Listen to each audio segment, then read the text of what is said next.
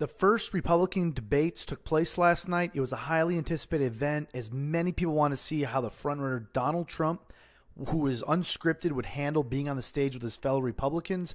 Hi, this is Michael Bayer. In this video, I want to go over the debates from last night, kind of talk about what I thought happened, how they went, and all who won and all that stuff. First, I want to say, honestly, before watching the debates, I did not really know what was going to happen because Donald Trump is known to say what's on his mind. So I was just ready to see, hey, look, what's this guy going to do?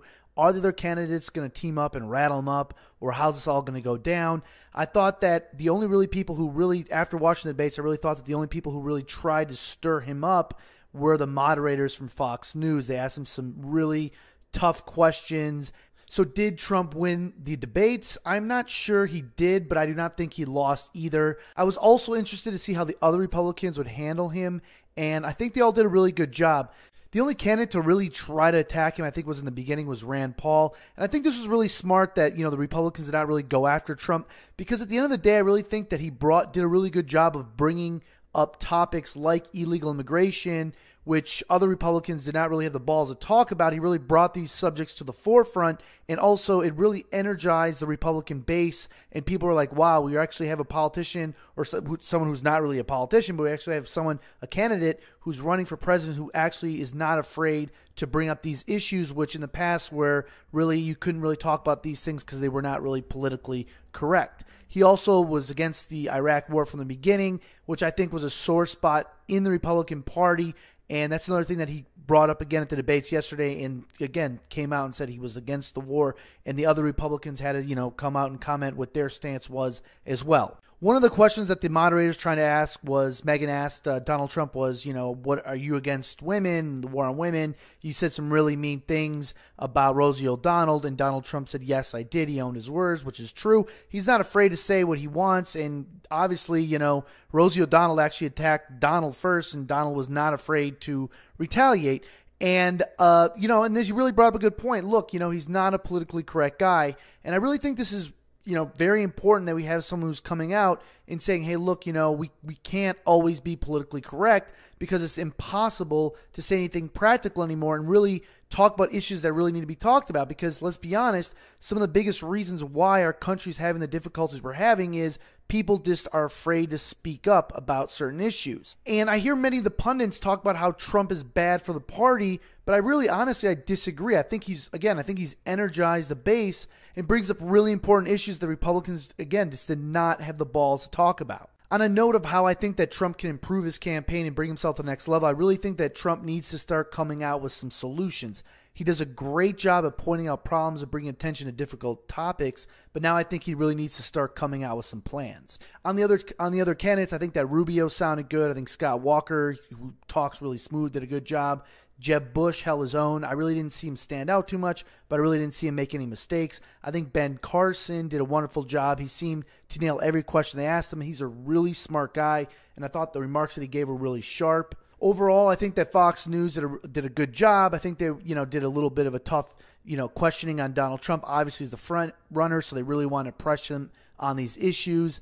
One of the questions I thought that they asked him was not really fair, or he could have actually turned it on them more, was when the moderator asked him and said, hey, look, Donald, you went bankrupt a few times, so you trying to prove that, hey, look, how can you be good and manage the economy? Anyone who understands business knows that companies go bankrupt all the time, especially big ones that guys like Donald Trump would run.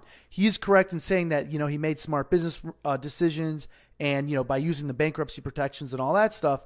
And to be honest with you, bankruptcy is part of capitalism. It allows businessmen to take risks. It's a very important part of business. Donald did bring up the point that the country has $19 trillion in debt, but I think he could have pushed this further and brought up the fact that, look, the government is basically insolvent with pensions, Medicare, Social Security. They also prop up too big to fail banks and, bankrupt automakers that are pretty much insolvent as well, that should all go through bankruptcy and be restructured. And now we have both these industries are pretty much back to business as usual, and pretty much are going to find themselves on the brink at the next crisis when that comes through again. So I think Donald could have said, look, you got to bring in a guy who does understand bankruptcy and can help restructure these industries that are soon going to be, going through it again as the next crisis comes through, and it shows, hey, look, this businessman is smart. He understands how to work with creditors and all that other stuff. And, you know, they always, when people want to insult Donald Trump, they always bring up the fact, oh, he went bankrupt. But again, all these other industries need to go through bankruptcy. It's part of capitalism, and if he could explain that more to the people, I think that would really help his case. Again, I thought the first debates went really well. I do not think any certain candidate won, but on the other hand, I don't think any specific candidate lost. Hi, this is Michael Baer. I hope you enjoyed this video. If you'd like to subscribe to our YouTube channel, you can do so by clicking on the subscribe button that's on the screen right now. That American myth is not going to be the reality of the 21st century. Almost every American still believes that myth. It's very deep within each one of us. If we just work a little harder, we're going to get ahead. Good evening and thanks for choosing ABC6. I'm James Wilcox. And I'm Laura Lee. All eyes were on frontrunner Donald Trump, and he certainly didn't hold back. ABC6 News reporter John Detcott watched that debate and joins us live in studio with political analyst Shane Baker with the full recap.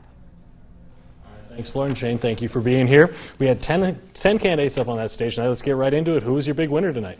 You know, it depends on how you count it. The world will be talking about Donald Trump, Donald Trump, Donald Trump. But beyond that, if you talk about who probably gained the most tonight, I'd say Governor Kasich from Ohio had a really good night. And then the sort of preliminary debate where it was a little quieter, a few less people on the stage, Carly Fiorina and Governor Perry from Texas, I think, had great nights as well. And, you know, we've been talking a lot about Donald Trump, as you pointed out, people saying that there's been the Trump effect, people saying a little more sensational things than they might otherwise because of Donald Trump, trying to gain some recognition in that big crowded GOP field. I guess, what was the tone of the debate tonight? Did we see any of that Trump effect?